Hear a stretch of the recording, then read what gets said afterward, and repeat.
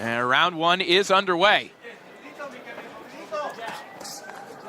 Last saw Kevin Montiel dropping a 6-round unanimous decision to Christian Zacharias in April of this year. He's winless in his last 3 fights, but again, his performance against Otha Jones is the one that stands out. It's likely the one that got him a Xanfer contract, and no doubt is the reason he was chosen to test Castro here tonight. Well, Harry slipped a nice right hand already in the first minute of the fight already. Landed on Castro. It's a good shot. Just got him. Yeah, good shot over the top there from Castro, who now brings that right hand right down the middle. You know, in fighter meetings, we were talking to Castro and his father, Tony, about Castro's style. And I think you pointed out, Barack, that what Castro does doesn't necessarily look like it's right out of a textbook, but his father gives him the ability to improvise a little bit and then just kind of tie these things up. Yes, you start with the basics and then you put your own flavor and your twist to it. And that's exactly what Castro does. But he's lucky his father allows him to do that, because some trainers are like, no, stop playing around in that ring.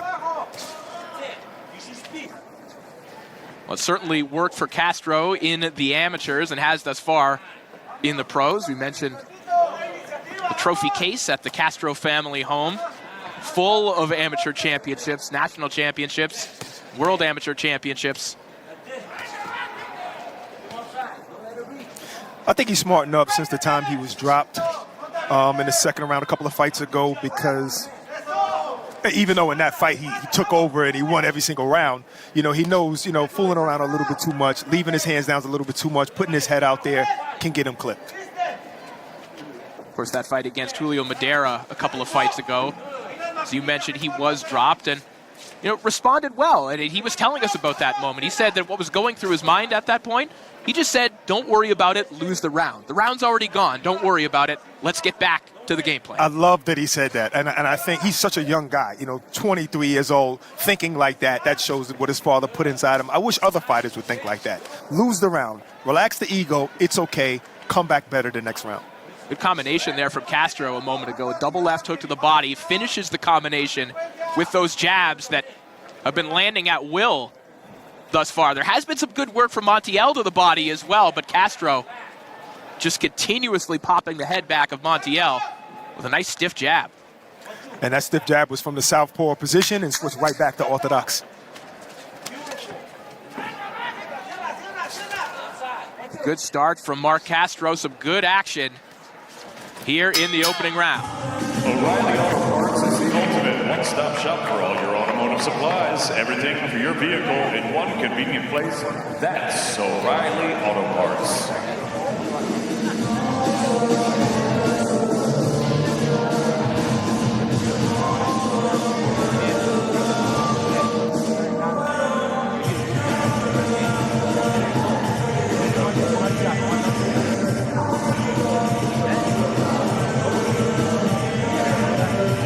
Back live here in Las Vegas. A good start for Marc Castro against Kevin Montiel.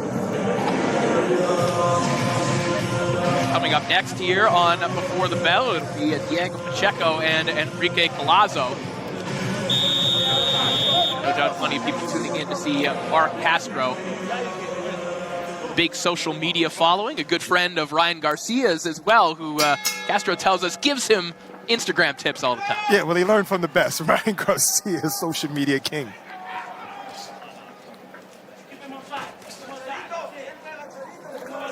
If I could just see the straight hand from Marc Castro, just a little bit straighter instead of round, I think it'll reach the point a little bit better.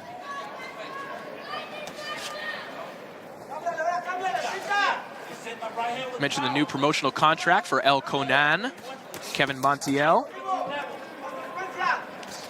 And that's what makes this an interesting matchup too, because oftentimes with, you know, hot prospects like Castro, you'll get fighters who are coming in on relatively short notice. They themselves don't have promotional backing. Montiel had a full camp in preparation for this, right? This is not your typical type of prospect matchup for Castro.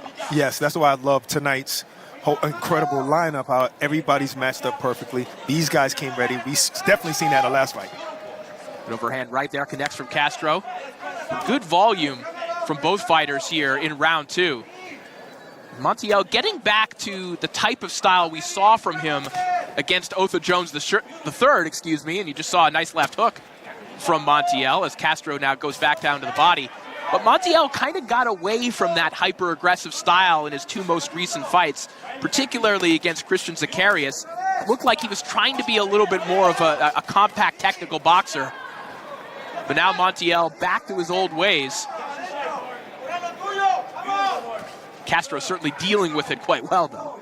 He sure is. I think Montiel, you could apply pressure, but you need to move that head off that line. You can't just keep your head in the same spot trying to apply pressure.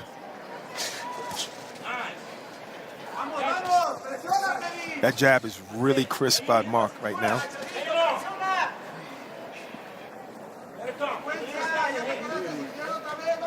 Final minute here of round 2. You know, Brock, we mentioned the temperatures in the Castro family garage getting as low as 30, as high as 120 when they were training for all those amateur tournaments.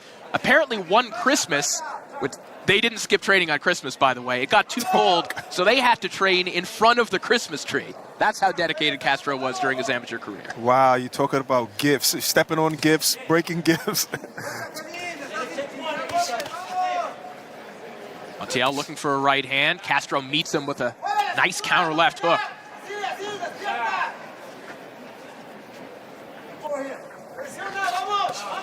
It's funny that you say all of that because Castro also admitted that he just really started liking boxing maybe a few years ago, 2019, when Canelo fought Kovalev. I mean, I'd want to open presents rather than work out on Christmas, too. Especially coming from the guy that said he would act like he was sleeping so that he wouldn't have to go boxing.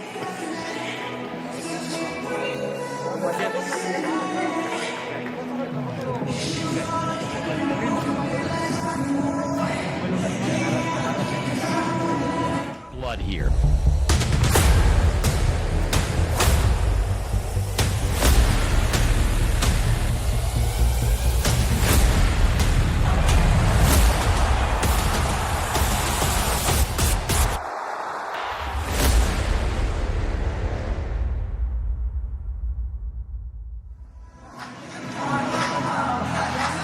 Back live here in Las Vegas as we take a look in the corner of Marc Castro, his father, Tony Castro, at the helm.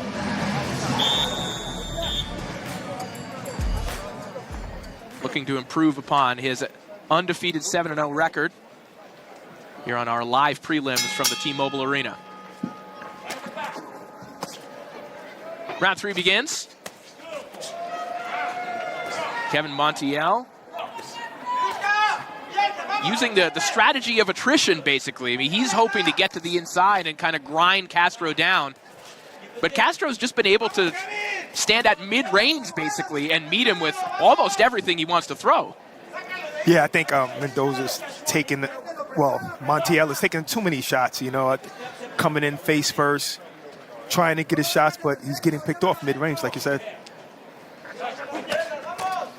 Body shot there from Castro. Montiel tries to reply as well.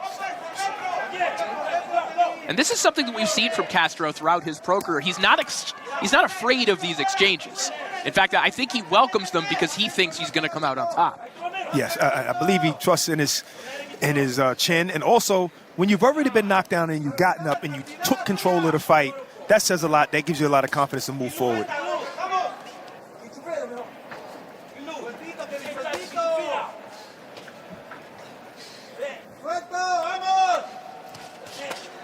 You know, Castro's reach is not listed on BoxRec, but he looks like he has some long arms. I love the way he fights from the distance.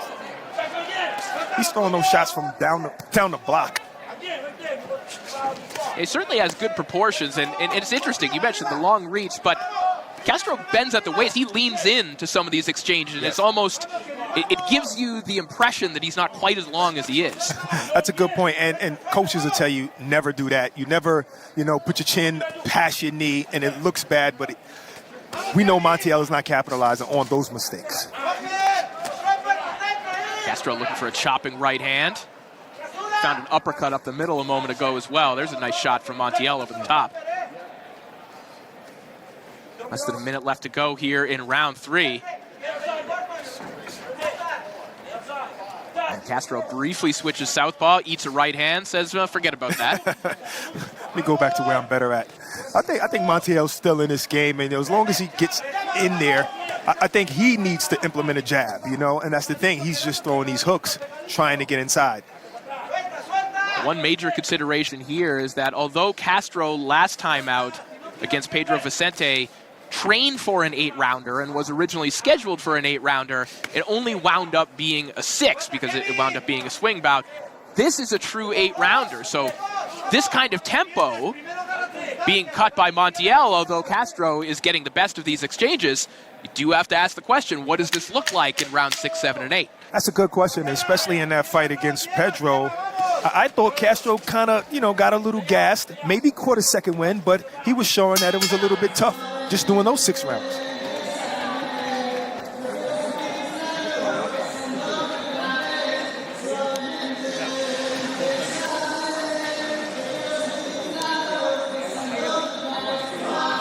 Let's take a look at some of the work from Marc Castro in round 3.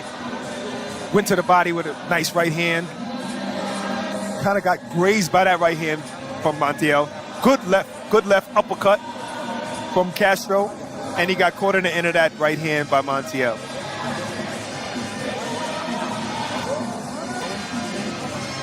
Castro showing the speed, with his counter punching with that left hand, that left hook.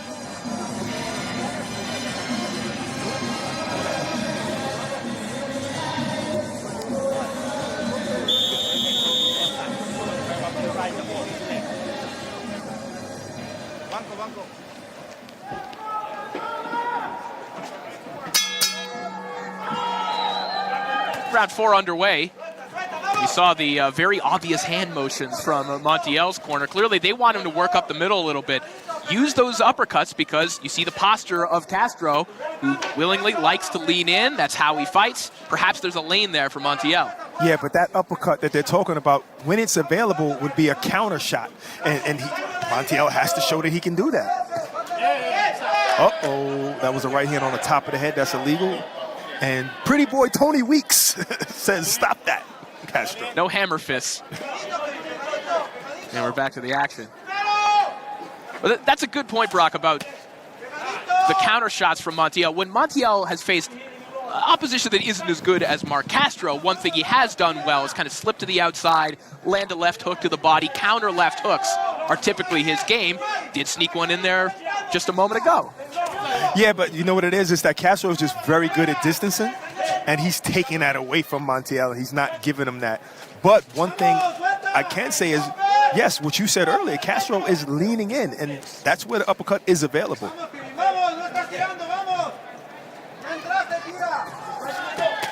Good right hand connects there from Castro, a pair of right hands. Now starting to put his punches together, some of those falling short from Castro. A nice little sequence from the pride of Fresno, California. Oh, good shot there from Montiel, but that will be ruled a slip. Castro off balance. Castro told us that he believes that right now, or maybe in the next year or so, he feels that he could sell a stadium out in Fresno, California. He thinks he could put 40,000 people in a stadium in Fresno. I heard that, and I thought it was strange, but hey, he's the hometown kid. He knows his own town, and maybe so. And he said, I'm not trying to brag, but I think I can sell it out.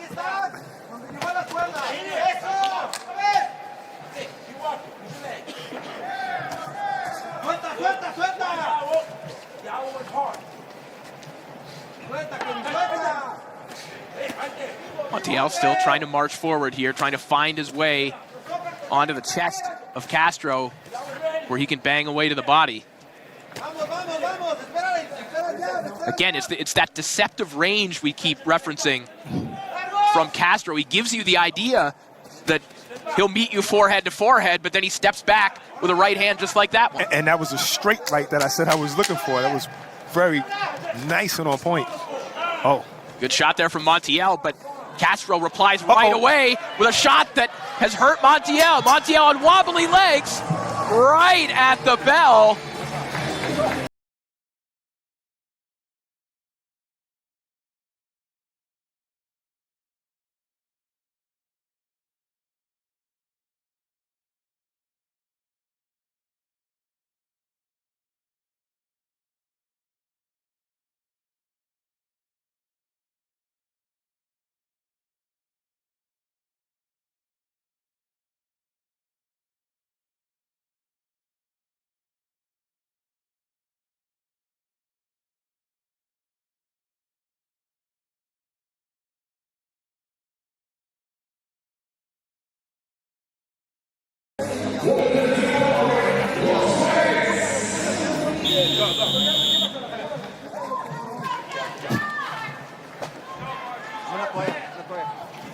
Kevin Montiel hurt at the end of the previous round. We'll see how Marc Castro reacts here. Does he jump on Montiel in the early stages of round 5?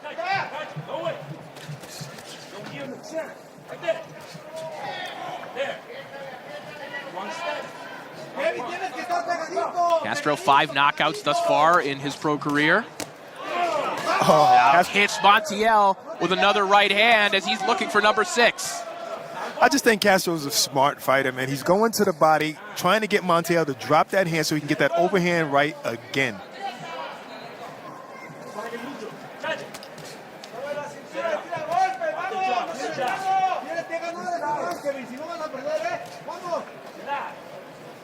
Montiel just trying to get something working here, offering a couple jabs, but that's the more meaningful work. It's these combinations from Castro, and the body language of Montiel not looking promising at the moment. Castro starting to open up.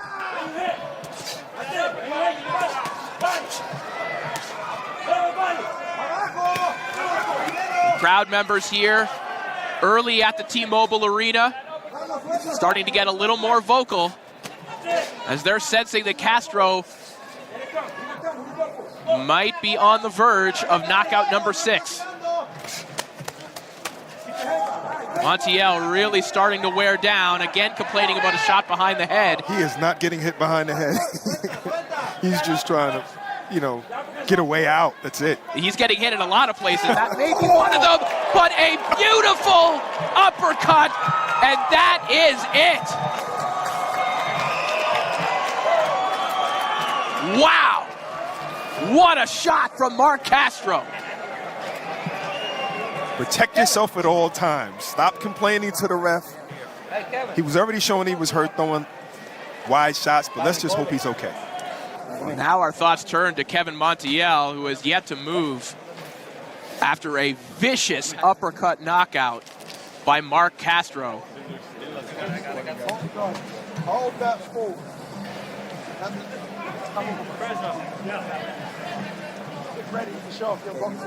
Marc Castro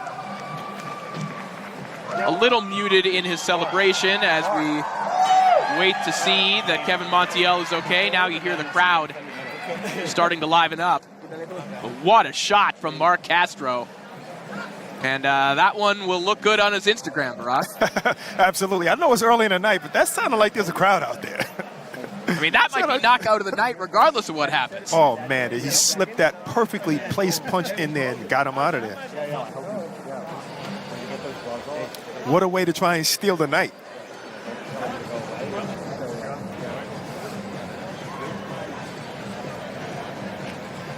And we're still waiting on an update on Kevin Montiel.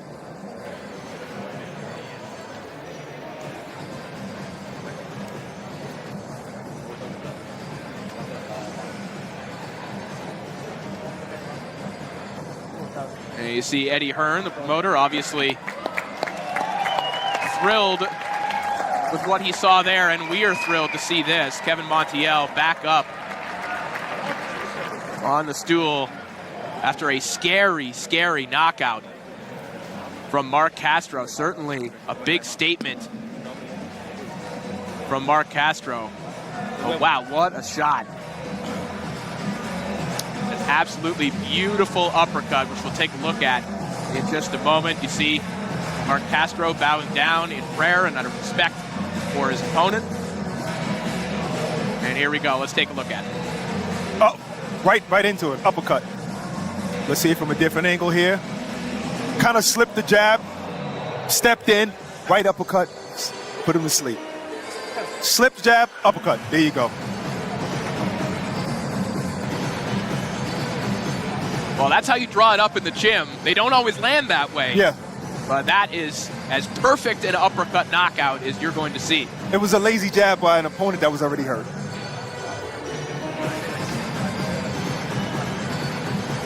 Marc Castro improves to 8-0. Perhaps the most impressive performance of his young career.